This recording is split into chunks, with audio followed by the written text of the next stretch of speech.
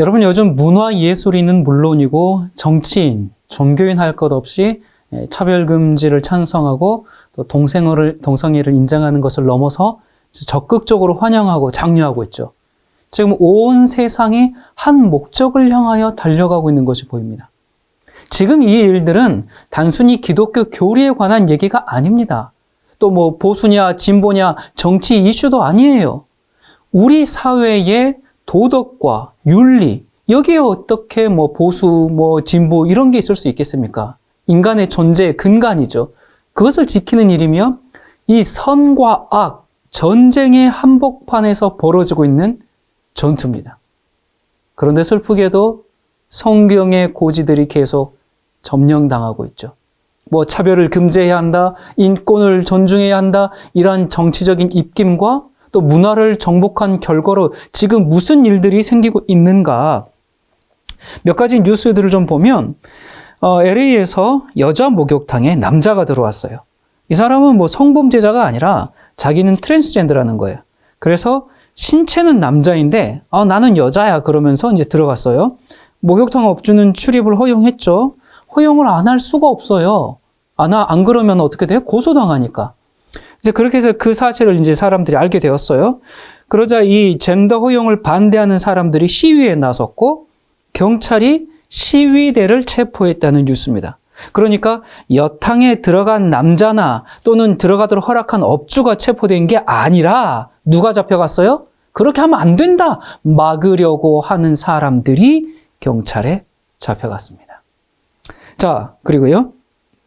여기 보니까 이거 미국 남성인데 수영 선수였어요. 계속 남자 수영 경기에 참가해 오다가 이 사람이 성전환을 하고 나서 여성 경기에 출전해가지고 각종 우승을 차지하고 있다는 소식입니다.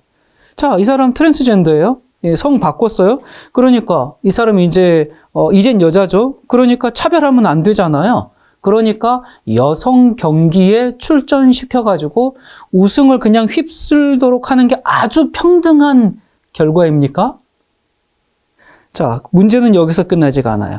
이 사람이 경기 후에 탈의실에서 이제 여자 선수들에게 이제 옷을 뭐 다 갈아입으니까 남성 성기를 보여주면서 거침없이 다니는데도 여자 동료들이 그 행동에 지적을 못한다고 합니다. 왜 못해요? 트랜스젠더 혐오자야! 이런 그 혐오자라는 낙인이 찍힐까봐 두려워서 말을 못한다는 거예요. 싫은데 싫다고 말을 못해요. 자, 이게 지금 무슨 법 통과 덕분이에요? 차별금지법. 그런데 차별금지법을 꼭 통과시켜야 한다. 그렇게 강력하게 주장하는 사람들이 남자예요? 여자예요? 여자들입니다.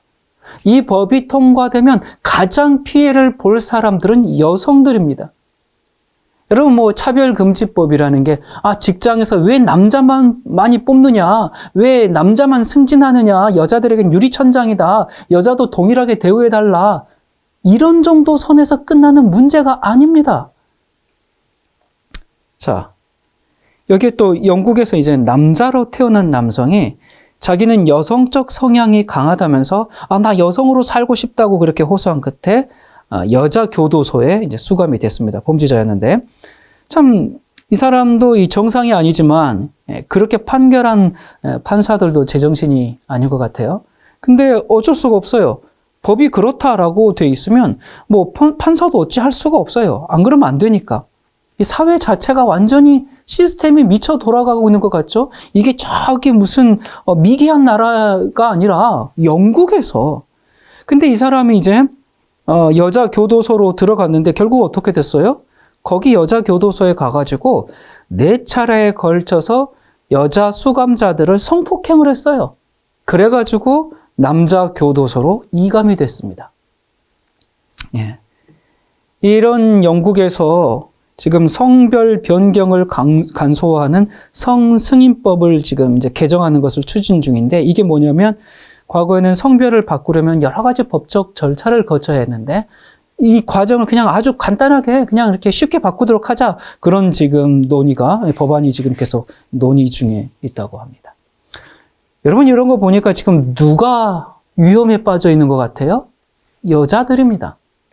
그런데 이런 법을 여성 의원들이 앞장서서 추진하고 있어요. 여러분, 참 생물학적인 남자가 나 여자야 그렇게 주장하면서 들이대면 어떡할 겁니까? 법적으로 아무런 보호를 받을 수가 없어요. 지금도 이 정도인데 앞으로 더 무슨 일이 생길지, 지금 이것이 인권이라는 이름으로 자행되고 있는 만행이죠. 자, 하지만 이게 모두가 이런 흐름을 찬성한 것은 아니에요. 얼마 전에 이제 공화당 소속인 버지니아 주지사가 남학생은 남성 화장실만 사용하라 그렇게 얘기했습니다. 여러분, 그거 당연한 얘기 아니야? 아니, 남자가 남자 화장실만 사용해야지? 그렇게 당연한 것 아닌가 하겠지만 이 얘기는 미국의 교육부 정책을 뒤집어 엎은 거예요. 그러니까 지금까지는 학생들이 자기가 선호하는 성 정체성에 따라서 화장실을 사용하라였어요. 나 여성이라고 느껴, 내가 남성이라고 느껴, 자기가 느끼는 대로, 자기가 선호하는 대로, 내 성 정체성이 뭐라고 생각하는 대로 너희들 화장실 사용해 했는데 이 주지사가 안 돼. 이젠 더 이상 그거 허용하지 않아. 남자는 남자 화장실만 써. 생물학적인 남자는 이렇게 했습니다. 여러분, 이거 차별입니까? 생물학적인 남자로 태어난 남자에게 남자 화장실만 쓰라는 게 차별이냐고요. 그런데 그게 차별이라고 말하는 사람들이 늘어나고 있다는 사실이죠. 그래서 자기가 선호하는 성 정체성에 따라서 화장실 사용하라. 그렇게 해야 된다. 라고 얘기하고 있는 거죠. 자, 지금 몇 가지 외국의 사례를 봤는데, 그렇다면 대한민국은 안전할까요? 예? 얼마 전에 이 정의당 심상정 의원이 이런 얘기를 했어요. 자기는 이제 청소년들의 편에 서겠다면서 학교들의, 이 중고등학교입니다. 이미 이제 뭐 성공회라든지 그런 대학들은 그 성중립 화장실이 있고, 여기 지금 중고등학교에 학교들의 성별 구분 없는 모두를 위한 화장실을 설치하겠다, 이런 얘기를 했어요. 이게 청소년들이 원하는 것일까요? 지금도 여자 화장실에 몰카 범죄가 기승을 부리는데 여기 보니까 대놓고 그냥 남자도 들어갈 수 있게 하면 여성 피해자는 더 늘어나지 않겠습니까? 이 차별금지법이 정말 여성들을 위한 것이고 모두를 평등하게 대우하는 것인지 순기능이 그렇게 큰지 한번 생각해 봐야 합니다.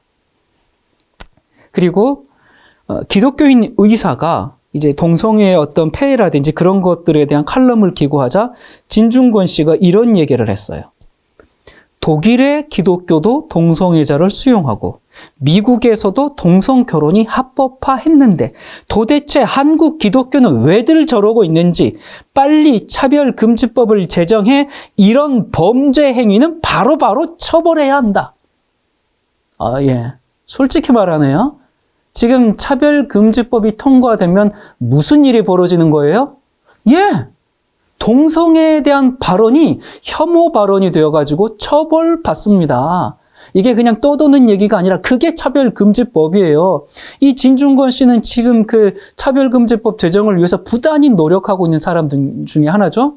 지금 그런 사람이 지금 뭐라 그랬어요?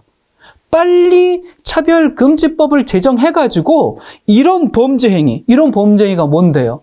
그게 뭐였어요? 동성애의 어떤 잘못된 점들을 얘기하는, 동성애에 반대하는 행위를 범죄 행위라고 하면서 이런 범죄 행위는 바로 처벌해야 한다. 뭘 해가지고? 차별금지법 빨리 제정해서. 자, 이렇게 보면, 차별금지법의 진짜 목적은 차별받는 인권을 위함이 아니라 이거 기독교를 완전히 침묵시키고 기독교의 기능을 상실케 하려는 사탄의 고도의 작전이구나. 그걸 부인할 수가 없습니다. 자, 그런데 여러분 한번 생각해 보세요. 사실 한국 기독교가 가만히 있는 동성애자들을 막 괴롭힌 게 아니고요. 오히려 그 반대죠. 이 동성애를 구실로 해서 기독교의 가치를 허물고 교회의 문을 닫게 하고 그렇게 교회를 침묵시키고 이런 법을 제정하려고 하니까 기독교계가 이에 대해서 대응을 한 것이죠.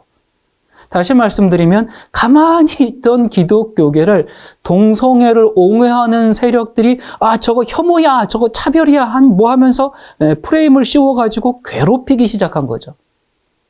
그리고 이건 기독교만의 문제가 아니에요. 다시 말씀드리지만 이 사회를 바치고 있는 도덕과 윤리의 근간이고 이건 사회 자체가 붕괴될 수 있는 그런 사안입니다. 그리고 이 진중권 씨의 논리를 보면 독일이 그렇게 했어. 미국이 그렇게 했어. 동성결혼 합법화했어. 그러니까 한국도 해야 돼. 이렇게 얘기하는데 그럼 남들이 하면 따라해야 됩니까? 이거 전형적인 사대주의 논리죠. 그렇게 동성결혼을 합법화한 미국과 유럽의 현재 상황이 지금 어때요? 기독교는 소멸돼 가고 있고 윤리, 도덕은 바닥을 헤매고 있지 않습니까? 차별금지법을 만들어서 성경적 가치관을 가진 사람들을 범죄자로 만드는 사회야말로 차별이 극대화된 사회인 거죠. 그리고 또 여기 건강가정기본법 개정안이 국회에서 논의되고 있습니다. 개정안을 보면 가족을 좁게 정의하는 법 조항을 삭제하고 다양한 가족 형태에 따른 차별을 방지하겠다라는 그런 취지예요. 혼인, 혈연, 입양만을 가족으로 인정하는 현행 법률을 동거, 사실혼, 돌봄, 위탁 이런 것들, 이 다양한 형태를 가족으로 포용하겠다는 그런 방침입니다. 그리고 자녀의 성을 결정할 때 아버지 성을 우선하던 기존의 원칙 대신 누구 성을 물려줄지 부부가 협의해서 정하게 되는 그런 내용이 들어있고요. 또 미혼모가 양육하던 자녀의 존재를 친부가 뒤늦게 알게 됐을 때 아버지가 자신의 성을 강제할 수 있도록 한 현행 민법 조항도 개정합니다. 자, 여기 보니까 이런 법 개정이 물론 요즘 1인 가구 비중이 늘어나는 상황 속에서 유익한 부분도 있을 거예요. 그러나 이 개정안에서 문제가 되는 부분은 뭡니까? 여러분 지금 법적 가족으로 인정을 받으려면 혼인신고를 해야 돼요. 그런데 법적인 가족에 포함되지 않은 동거도 법적인 가족으로 인정하겠다 그거거든요. 그러면 남녀의 동거뿐만 아니라 동거를 동성 간에도 동거를 하거든요. 자, 이게 무슨 얘기인지 아시겠죠? 그러니까 동성 커플도 법적인 가족으로 인정해주는 개정안인 겁니다.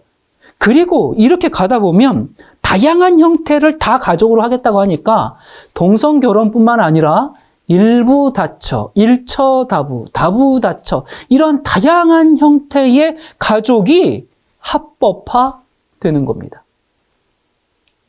그리고 여기 건강가정기본법인데 이 건강가정에서 이제 건강을 빼고 그냥 가정으로 개정하려고 하거든요. 명칭을. 왜 그러냐면 건강한 가정이라고 하는 것은 사회적인 통념상 남자와 여자 1대1의 결합을 건강한 가정이라고 얘기하거든요. 그런데 각종 형태의 결혼, 다양한 형태의 그 결합을 가정이라고 하려다가 보니까 거기 앞에 건강이라는 말을 넣기가 상당히 부담스럽거든요. 그 가정을 현재의 사회적인 통념상 건강한 가정이야 라고 말하기가 어렵거든요. 그래서 그 건강이라는 말을 삭제하려고 하는 겁니다. 자, 미국에서요, 동성 결혼을 한 이 동성애자 부부가 아이를 낳을 수가 없잖아요. 그러니까 늙은 엄마가 그 아들의 대리모가 되어서 손녀딸을 대신 낳아줬어요. 자, 이러한 형태의 결합, 이것도 가족이라는 거예요. 그래서 이러한 형태, 이 다양한 형태의 결합을 모두 법적인 가족으로 인정하려는 것이 바로 건강가정 기본법 개정안입니다. 여러분, 이건 혼인도 파괴하고 가족도 파괴하고 남자 며느리가 들어오고 여자 사위가 들어오고 이런 가족을 만드는 그런 법안이에요.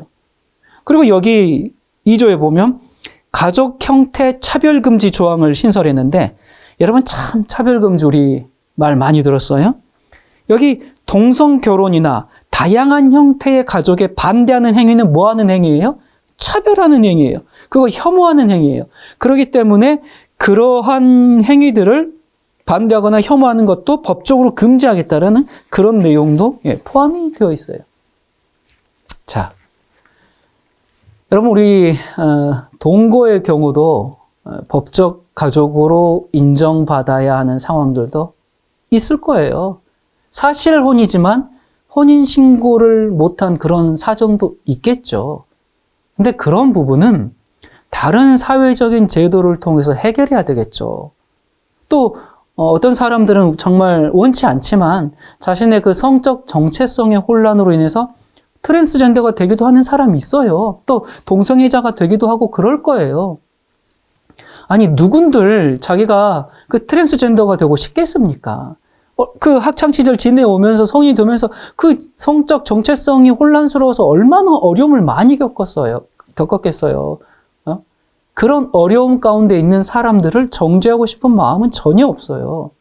하지만 그들을 도와주고자 하는 방법이 이러한 것들을 아예 그냥 차별금지법이나 건강가정기본법 이런 법안으로 법제화해가지고 인정해버리고 그렇게 해결하려는 것은 바람직하지 않습니다. 그들의 인권을 존중하고 보호해 주려는 마음은 참 가상하지만 그렇다고 이러한 일들을 법적으로 허용하면 더 많은 문제들이 발생하기 때문에 그래요.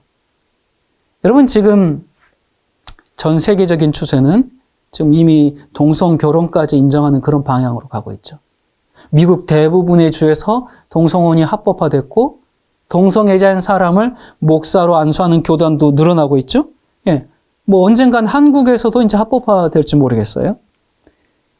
이 사탄이 하나님께서 인류의 행복을 위해 만드신 제도들을 없애기 위해서 지금도 열심히 일하고 있습니다. 하나님께서 에덴 동산을 지으시고 인류가 범죄하기 전, 타락하기 전, 이 땅에 죄가 들어오기 전에 인간을 창조하시고 주신 두 가지 제도가 있어요. 그게 뭡니까? 첫 번째는 가정제도입니다. 하나님께서 아담과 하와를 창조하시고 둘의 결혼식 주례사를 이렇게 하셨어요. 자, 현대어 성경 번역으로 읽겠습니다. 하나님께서는 자기를 닮은 사람을 창조하시되 남자와 여자로 만드시고 그들에게 이렇게 복을 내리셨다. 아들, 딸 많이 낳아 그 후손들이 온 땅 위에 퍼져라. 땅을 정복하여라. 내가 바다에 사는 물고기와 하늘에 날아다니는 새와 땅 위에 기어다니는 온갖 짐승들을 다스릴 권한을 너희에게 주마. 너희는 그것들을 잘 다스리고 관리하여라. 그러니까 아들, 딸 많이 낳고 행복하게 잘 살아라. 그렇게 살 수 있도록 내가 도와주겠다. 이게 하나님께서 인류 최초의 남녀에게 최초로 하신 말씀입니다. 여러분, 부모로서 얼마나 사랑이 가득한 말입니까? 그런데 사탄이 이 사랑의 관계를 깨기로 결심했어요. 그래서 진화론으로 인간 존재의 근원부터 혼란스럽게 만들었죠? 또 그래서 인간은 그저 우연의 산물로 어쩌다 보니까 존재하게 되었다고. 그 다음에 너희의 욕망에 따라서 살아라. 그냥 갈 때까지 가봐라 하면서 남녀의 1대1의 결합이 아닌 동성애나 일부 다처와 같은 이런 일들을 인권이라는 이름으로 속이고 있습니다.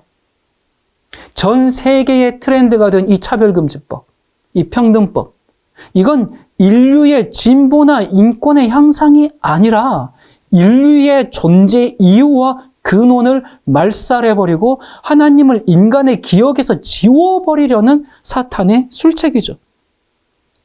자, 하나님께서 에덴 동산을 지으시고 인류가 범죄하기 전이에요. 타락하기 전이에요. 이 땅에 죄가 들어오기 전에 인간을 창조하시고 주신 두 가지 제도 중에서 하나는 가정제도였습니다. 이건 죄와는 상관이 없어요. 인간의 범죄와 인간의 타락과는 상관이 없어요. 그 전에 주어진 제도예요. 자, 두 가지 제도 중에 첫 번째는 가정제도였는데 두 번째는 뭔가? 창세기 2장 1절부터 3절입니다. 천지와 만물이 다 이루어지니라. 하나님이 그가 하시던 일을 일곱째 날에 마치시니 그가 하시던 모든 일을 일곱째 날에 안식하시니라. 하나님이 그 일곱째 날을 복되게 하사 거룩하게 하셨으니 이는 하나님이 그 창조하시며 만드시던 모든 일을 마치시고 그날에 안식하셨음이니라. 출애굽기 20장 8절 안식일을 기억하여 거룩하게 지키라. 이는 엿새 동안에 나 여호와가 하늘과 땅과 바다와 그 가운데 모든 것을 만들고 일곱째 날에 쉬었음이라. 그러므로 나 여호와가 안식일을 복되게 하여 그날을 거룩하게 하였느니라. 그러니까 죄가 시작되기 전에, 인류가 선악과를 따먹고 타락하기 전에 인류에게 주신 두 번째 제도는 안식일입니다. 여러분, 우리가 부모가 된다는 것은 무슨 의미입니까? 부모가 되려면 자녀를 낳았다는 거죠. 부모가 될 수 있는 자격은 자식을 낳은 순간 부모가 되는 거예요. 그 자격은 자식을 낳았다는 데 있어요. 그러면 자녀들이 왜 부모를 공경해야 돼요? 자기를 낳아주셨으니까, 생명을 주셨으니까. 자, 마찬가지로 하나님이, 우리의 하나님이 되실 수 있는 자격은 어디에 있습니까? 창조에 있죠. 그래서 당연히 인간에게 합당한 예배를 받으시는 것이 마땅한 그 이유가 창조에 있는 거예요. 그런데 어떤 사람들은 그 안식일에 안자만 나오면 와, 그거 율법주의야, 그 이단이야, 그렇게 생각하는데, 여러분이 안식일은 그 유대 율법주의가 아닙니다. 이건 어떤 어떤 종교 창시자가 만들어낸 어떤 교리나 그런 발명품이 아니에요. 이 안식일은 어떤 종교의 교리도 아니고 무슨 법규도 아니에요. 안식일은 죄가 시작되기 전에 창조주 하나님께서 직접 계시하신 최초의 제도입니다. 이건 모세 율법이 아니에요. 유대인의 어떤 전통이 아니에요. 이건 하나님께서 직접 주신 거예요. 가정제도와 안식일 제도를 인간에게 최초로 계시하신 제도입니다. 내가 너희 아버지야. 내가 너희를 낳기만 한 게 아니라, 창조한 것만 아니라 너희가 잘 살 수 있도록, 자, 이것 봐라, 세상의 만물을 창조했다. 그래서 하나님이 내 아버지 되심을, 하나님이 나의 창조주구나, 그걸 기억하는 날이 언제예요? 그게 안식일입니다. 그래서 하나님께서 안식일 지켜라가 아니라 안식일을 어떻게 지키라 그랬어요? 기억해서 지켜라. 기억하라, 그날을. 하나님을 기억해라. 너희의 창조주를 경배하고 기억해라. 우리가 안식일을 지킬 때 어떻게 지켜야 하는가? 이 문제로 들어갈 때 율법주의 함정에 빠지는 것이지, 이 안식일 자체는 율법과는 상관이 없는 제도입니다. 여러분, 1년은 이 지구가 태양을 한 바퀴 도는 공전 때문이죠. 한 달은요, 달이 지구를 한 바퀴 도는 달의 공전 때문이에요. 하루는요, 지구가 제자리에서 한 바퀴 도는 자전 때문에 생기는 거죠. 그렇다면 일주일은요? 일주일은 어떤 별의 움직임 때문에 오는 주기예요? 무슨 별이에요? 이건 인류 역사의 모든 문헌을 다 뒤져봐도 오직 창세기에서만 발견할 수 있는 제도입니다. 지금 온 인류가 일주일 제도를 지키고 있죠. 그 기원이 바로 성경에서 나온 거예요. 근데 그 일주일을 하나님께서 만드시면서 그 마지막 일곱째 날 안식일은 창조의 기념이니까, 그래서 이날은 하나님의 능력과 사랑의 표징이고 하나님께서 직접 제정하시고 복을 주어서 거룩하게 하신 날입니다.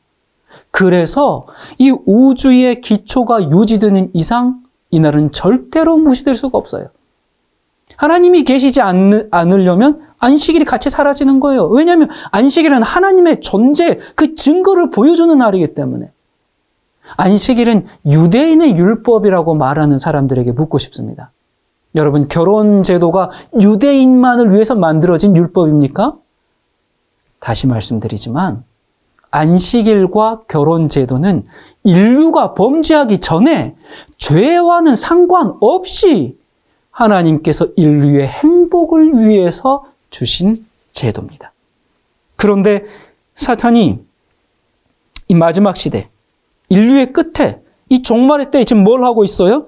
최초의 역사, 인류의 시작, 인류의 기원을 뭉개버리려는 이것은 선과 악의 마지막 대전쟁입니다. 지금 건강가정기본법 개정안이 논란이 된 까닭은 이런 그 가정의 다양성을 주장하고 있기 때문에 그래요. 남녀가 연합해서 가정을 이루는 창조의 기본 질서를 붕괴시키는 것이죠. 하나님이 보시기에 아름다운 것을 사람이 보기에 좋은 것으로 지금 바꿔버리려는 그런 행위와 다름이 없어요. 그리고 안식일의 변경 역시 하나님이 보시기에 아름다운 것을 사람이 보기에 편리한 것으로 바꿔버린 행위입니다. 이 사탄이 무시무시한 악마의 모습으로 나타나가지고 막 그렇게 하는 것보다 정말 아름답게 포장하거나 동정심에 호소하면서 먹음직스럽고 보암직스럽고 탐스럽게 나타났어요.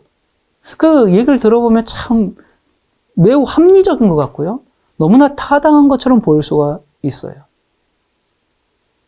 여러분, 우리의 그 인류 역사가 이어져 오는 동안 많은 법들이 세워지고 또 폐해지기도 했어요. 하지만 세상이 아무리 변하고 시대가 변해도 1.1획도 변하지 않는 것이 있습니다. 그게 뭡니까? 오직 하나님의 말씀뿐입니다. 온 우주와 지구와 인류를 창조하신 하나님의 말씀은 진리이자 선 그 자체예요. 사탄이 하나님의 형상을 인류에게서 지워버리기 위해서 가정 제도를 훼손하고 그래서 동성애라든지 여러 가지 차별금지법 같은 거를 막 동원해가지고 인류를 사랑하는 것 같이 하지만 그건 인류의 형상을 정말 금수처럼 만들어버리는 훼손하는 일이죠. 그리고 안식일을 변경하고 여러분 차별금지법뿐만 아니라 다양한 법안으로 정말 전방위적으로 창조의 질서를 무너뜨리는 법 개정을 시도하고 있지만 하나님께서는 이런 일들을 통해서 잠자는 영혼들을 깨우시고 마지막 시대를 준비하게 하십니다. 여기 기사 하나 더 보겠습니다. 2022년 8월 16일 얼마 안 됐어요. 포괄적 성교육을 반대하는 전국 교수연합의 학술 세미나가 있었어요. 그 기사 내용을 보면 이런 내용이 있습니다. 포괄적 성교육이 차별금지법과 학생 인권자료 속으로 침투했다. 공립학교에 다니는 학생들은 미성년 시기의 성관계가 권리라고 주입당하며 구체적인 피임 방법을 배우고 있다. 이에 교육계 전문가들은 한자리에 모여 포괄적 성교육을 중단할 것을 촉구했다. 포괄적 성교육이 청소년에게 동성애와 조기 성애화, 성적 문란 등을 야기한다는 점을 우려했다. 포괄적 성교육은 유네스코 국제 성교육 가이드에 기반한 것으로 기존 성교육 대비 지나치게 급진적이고 외설적이라는 평가를 받고 있다. 성적 자기결정권을 내세워 성인이 되기 전 혼외 성관계를 강요하기도 한다. 성평등이라는 명분으로 성의 경계를 헐고 동성애와 성전환을 옹호하는 내용도 포괄적 성교육의 주된 내용이다. 포괄적 성교육은 차별금지법을 만들기 위한 교두보라며 포괄적 성교육이 동성애, 일부 다처제 등 다양한 가족 형태를 인정함으로써 전통적 가족 개념을 부인한다고 지적했다. 포괄적 성교육이 공교육에 침투해 들어온 것은 20-30년의 기간에 걸쳐 유네스코를 비롯한 여러 국제기구의 지속적 개입이 있었기 때문이라며 단지 유엔의 권고나 세계적인 추세라는 이유로 포괄적 성교육을 수용하고 있기 때문에 외설적 성교육을 미성년자들에게 의무한다는 것은 부적절할 뿐 아니라 위헌적이라고 말했다. 자, 이 서울시 인권조례 또 교육부에서 개정하려는 이 교육과정의 내용에는 성을 태어날 때부터 갖게 된 생물학적 성이 아닌 사회적, 젠더적, 문화적 성으로 규정하고 생물학적 성을 얘기하면 차별이나 혐오로 배척하도록 교육하고 있어요. 자, 이런 교육 덕분인지 지금 성전환 수술을 받는 청소년과 청년들이 해마다 늘어나고 있어요. 여러분, 이쯤 되면 동성애나 포괄적 성교육, 건강가정기본법, 그 개정, 또 차별금지법, 평등법, 이런 것들이 단순히 성적 자기 결정에 대한 문제가 아니라 지금 뭐 하는 거예요? 전 세계를 하나의 용광로 속에 쓸어 담고 있는 일환 중에 하나라는 것을 충분히 인식할 수 있을 겁니다. 그냥 단순히 이건 누구 어떤 개인의 인권 문제야, 이러면 좋은 사회가 이렇게만 보지 말고 이걸 좀 한 발 뒤로 물러서서 전 세계가 지금 어디로 가고 있는지를 한번 보는 시야를 좀 가져보시기 바랍니다. 이런 상황 속에서 교회는 어떻게 해야 될까요? 교회는 이 사회의 질서에 책임이 있어요. 어떻게 되든지 그냥 우리는 하나님만 잘 믿으면 되지, 가만히 있자. 그런 건 아니죠. 여러분, 교회는 동성애자들을 혐오하지 않아요. 중요한 질서를 지키고자 하는 이 어떤 노력들을 저거 혐오야, 그렇게 매도하는데, 여러분, 교회는 동성애 성향을 가진 이들에 대해서 정말 긍휼히 여기고 안타까운 마음이 있고, 또 그들이 그런 선택을 할 수밖에 없었던 그 개인의 사정들을 이해합니다. 그 교회는 차별을 선동하는 집단이 아니에요. 여러분, 정말 이 땅에 복음이 들어왔을 때 양반과 평민이라는 그 신분차별, 계급차별이 그리스도의 복음 때문에 무너졌어요. 한국뿐만 아니라 전 세계적으로 복음이 들어간 곳마다 여성에 대한 차별이 없어졌고, 가난한 자, 어린이, 장애인에 대한 그 차별들이 다 사라졌어요. 이게 복음의 능력으로 노예는 해방되었습니다. 이처럼 교회는 차별을 조장하는 단체가 아닙니다. 세상 역사를 한번 보세요. 그곳에 다 복음이 이 일들을 해왔어요. 모든 이들이 그리스도 안에서 평등하다는 것을 가장 먼저 실천한 곳이 교회입니다. 사회가 버리다시피 한 그런 사람들을 가장 먼저 품은 곳이 교회예요. 여러분, 인류의 역사는 기독교의 역사와 늘 함께 해왔죠.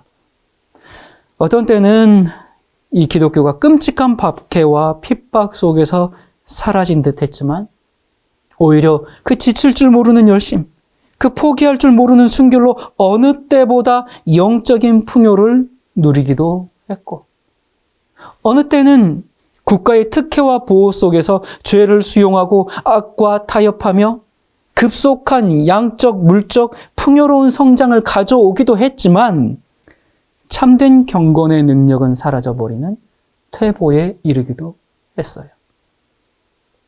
보이지 않는 것을 보면서 뜨거운 신앙을 지키기도 했고, 보이는 것만을 추구하면서 차지도 덥지도 않은 상태에 처하기도 했어요.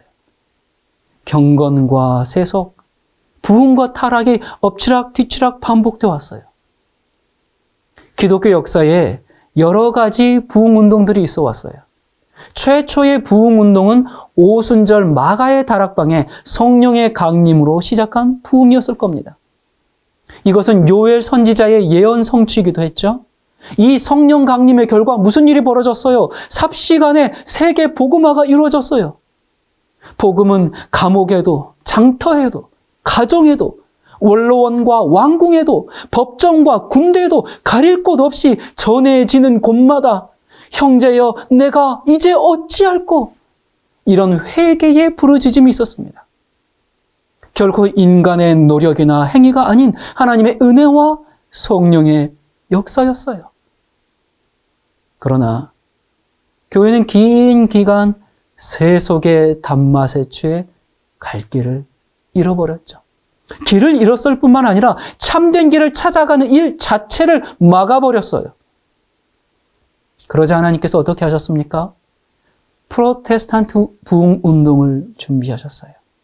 14세기에 위클리프에서 시작해서 15세기에는 야누스, 16세기에 드디어 루터와 칼빈, 츠빙글리, 존 낙스, 이런 개혁의 선구자들이 일어나서 교황의 거짓을 거부하고 바벨론에서 나오는 신앙 부흥이 있었어요. 로마 제국이 초대교회를 박해했던 것처럼 이제는 로마 교회가 종교 재판으로 끔찍한 박해를 재현했지만 타오르는 성령의 불길을 끌 수 없었습니다. 이 캐톨릭에서 벗어난 개신교의 복음이 전 유럽으로 신속히 퍼져나갔어요. 이 일들은 단순히 거짓된 교회에서, 타락한 교회에서 벗어난 것뿐만이 아니라 참된 회개와 거룩한 신앙 회복을 동반한 그런 운동이었어요. 이 종교개혁 운동은 정말 초대교회 오순절 신앙 부흥 사건 이래 최대의 부흥 운동이었습니다. 하지만 개혁의 물결이 잠잠해질 때쯤 사람들의 신앙도 잠잠해지고 다시금 경건의 모양만이 춤을 추는 메마른 시대에 접어들고 말았습니다. 이런 목마른 시대에 참된 부흥에 너무나 갈급해하던 18세기 종교개혁의 후발주자인 요한 웨슬레를 통해서 다시 한번 세계를 변화시키는 부흥운동의 불씨가 영국에서 살아납니다. 비슷한 시기 미국에서는 조지 위필드, 조나단 에드워드 이런 사람들을 통해서 대각성운동, D.L. 무디의 해외 선교운동 이런 것들을 통해서 대학생들이 선교사로서 자신의 생애를 헌신하며 주님의 재림을 맞이하기 위해서 전 세계로 복음을 들고 가는 세계 선교운동의 시대가 열리게 됩니다. 그렇게 19세기가 지나고 20세기 그리고 21세기로 오는 동안 교회는 다시금 깊은 잠에 빠져들고 말았습니다. 사실 제가 20세기에 살 때 21세기는 오지 않을 줄 알았어요. 1997년, 1998년, 1999년 그리고 오지 않을 것 같았던, 아니 와서는 안 될 것 같았던 2000년이 오고야 말았을 때 2000년 1월 1일 사람들의 희비는 엇갈렸죠. 새로운 천년이 시작한 겁니다. 새로운 꿈, 새로운 역사, 새로운 미래. 그러나 예수 그리스도의 재림을 기다리는 성도들에게는 기대하던 날이 아니었어요. 지금까지 2000년을 기다렸는데, 주님 오신다고 해서 2000년을 기다렸는데 새롭게 시작하는 1000년을 보면서 또 이렇게 1000년을 더 기다려야 하는 건 아닌지 불안감이 엄습했죠. 그러면서 사람들은 믿음을 등지기 시작했습니다. 그래, 예수님의 재림은 없어. 다 허황된 거야. 이럴 줄 알았다면 내가 세상에서 더 성공하고 더 만족하고 더 즐기고 그렇게 살 것을. 그렇게 열심히 믿었던 사람들이 절망과 탄식 속에 발걸음을 옮기기 시작했습니다. 그리고 지난 날을 보상이라도 받으려는 듯이 아예 신앙을 떠나서 오히려 타락의 길로 내달리기도 했어요. 한편 이제 교회는 새로운 천년을 맞이하면서 뭔가 방향성을 수정해야 했습니다. 이제는 더 이상 하늘을 바라보며 하늘 집을 소망하며 살지 않고 이 땅의 복을 더욱 갈망하게 되었어요. 그래, 새로운 천년이 시작됐어. 그래, 이 땅에서 한번 잘 살아보자. 그러면서 조엘 오스틴의 긍정의 힘, 릭 워렌의 목적이 이끄는 삶, 빌 하이빌스의 윌로크릭 교회 이런 것들이 21세기를 대표하면서 성공 신화를 써갔습니다. 빌 하이빌스는 성추문이 발각돼서 목회를 사임했고, 릭 워렌은 로버트 슐러와 함께 뉴에이지 선두주자이고, 조엘 오스틴은 세속화된 교인과 교회가 너무나도 간절히 원하는 그런 목사죠. 이 답답한 시대, 사탄이 얼마나 교회를 잘 속였는지, 교회의 형편을 보고 있으면 소름이 끼치고 교회에 가서 목사들의 설교를 듣고 있으면 숨이 막혀 질식할 것 같은 이 시대. 이런 시대에 다시 참된 부흥의 역사가 일어나야 하지 않겠습니까? 성령의 능력과 은혜가 나타나 신자들을 일깨우고 낙심자들을 돌아오게 하고 중생치 못한 사람들을 회개시켜 거듭나게 하고 믿지 않는 자들을 믿게 하고 확신을 갖게 하며 회심케 하는 회개, 거룩, 재림 운동을 통한 마지막 부흥의 역사가 일어나야 하지 않겠습니까? 그날이 속히 와야 하지 않겠습니까? 인류 역사는 예수 그리스도의 재림으로 마치게 됩니다. 하나님께서 용서하시고 의롭게 하시고 거룩해 하신 의인들을 데리러 이 땅에 다시 오시는 사건. 주님을 신실히 믿고 충성을 다하다가 생을 마감한 무덤 속에 있는 의인들. 부활의 아침을 고대하며 기다리는 그들을 깨우시려고 오시는 예수님의 재림. 모든 눈물을 그치게 하시고 다시는 죽음이 없고 슬픔이 없고 아픈 것이 있지 않는 나라를 상속받을 수 있는 유일한 길은 예수님의 다시 오심. 예수님께서 승천하시면서 내가 다시 오리라 말씀하시지 않았다면 우리는 절망 중에 헤매고 있을 겁니다. 소망 없이 살고 있었을 겁니다. 예수님께서 곧 다시 오십니다. 우리는 회개해야 합니다. 주님이 속히 오시니 우리는 거룩함으로 그분을 맞이할 준비를 해야 합니다. 세상이 소돔처럼 타락하고 있는 것은 슬픈 일이지만 반면에 예수님의 재림은 그만큼 더 가까워졌다는 소식은 우리에게 기쁨이죠. 오늘날 교회가 예수 재림에 대한 소망을 잃어버렸기 때문에 신앙이 미지근하게 식어버리고 그저 믿는 목적이 현 시대에 받는 축복이라는 착각 속에서 살아가게 되었습니다. 하지만 이제 오랫동안 세상과 그리스도 사이에서 머뭇거리고 있었다면 이제는 입장을 분명히 표명해야 할 시기가 되었어요. 그리스도인으로서 마땅히 살아야 할 시기가 되었어요. 도끼가 나무 뿌리에 놓여 있습니다. 이제는 회개에 합당한 열매를 맺을 때가 아닙니까? 그저 평화와 안전만 얘기하면서 우리는 환난 전에 휴거될 것이니까 염려할 것 없어. 그런 속임수에서 깨어나야 합니다. 이 시대는 하나님께서 더 이상 오래 참으실 수 없는 상태에 이르렀어요. 이렇게 100년, 200년 갈 수가 없습니다. 내가 어떻게 하여야 구원을 얻으리까? 이 질문을 해야 합니다. 이제는 우리의 타락, 세속, 불신, 자존심, 이기심들을 십자가에 못 박고 겸손한 마음으로 주님을 찾아야 할 때입니다.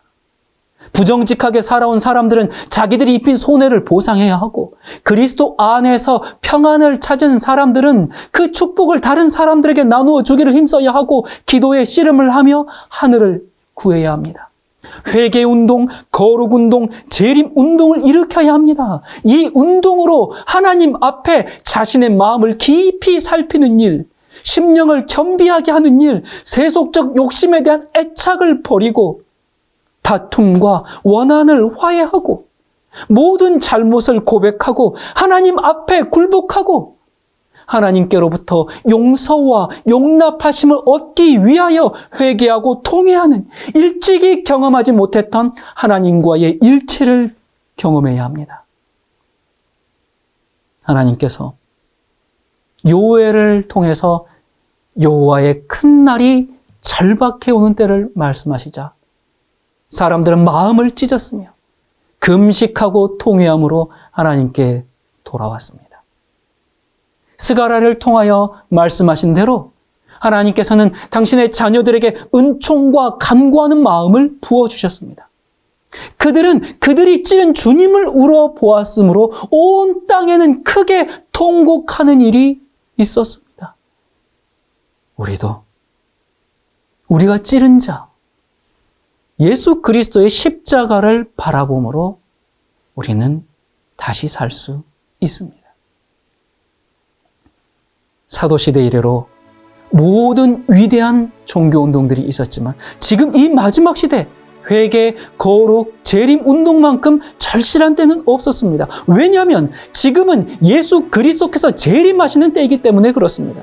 이 운동은 눈에 보이지 않는 연합입니다. 저희 교회에 다녀야 동참하는 게 아니에요. 여러분의 삶의 자리에서 시작하십시오. 미약해 보일지라도 한 걸음을 내디디면 마치 메마른 땅에 소나기가 내리는 것처럼 은혜의 영이 임할 것입니다. 여러분의 갈급한 기도에 응답하시고 우리의 믿음의 보상을 주실 겁니다. 말씀대로 살아갈 능력을 주시고 성령께서 우리의 마음을 부드럽게 해서 순종의 삶을 기쁨으로 갈 수 있게 하실 거예요. 하나님과 마음을 연합합시다. 우리 자신을 위해서 기도하고 가족을 위해서 기도하고 교회를 위해서 서로를 위해서 기도하시기 바랍니다. 그리스도의 용서해 주시는 그 은혜를 늘 마음에 간직하고 우리들이 진심으로 사랑하는 예수 그리스도께서 영광 중에 재림하실 것을 날마다 간구하도록 합시다. 기도하겠습니다. 하나님 아버지, 우리를 이 죄악 세상에서 구원하시기 위하여 다시 오시겠다고 하신 약속을 인해 감사드립니다. 그러나 주님, 교회가 다시 올 주님을 맞을 준비를 하고 있습니까? 깨어 있습니까? 이 시대에 부흥이 필요합니다. 기독교 역사 이래 최대의 부흥이 필요합니다. 예수님의 재림을 맞이할 수 있도록 잠자는 영혼들이 깨어나고 회개의 부흥, 거룩과 경건의 부흥, 재림 운동의 부흥이 일어날 수 있도록 크신 성령의 역사가 임하게 하여 주시옵소서. 세상에 대한 애착을 버리고 그리스도와 마음을 합하여 살게 해 주시옵소서. 이제 곧 다시 오실 우리 주 예수 그리스도 이름으로 간절히 기도드립니다. 아멘.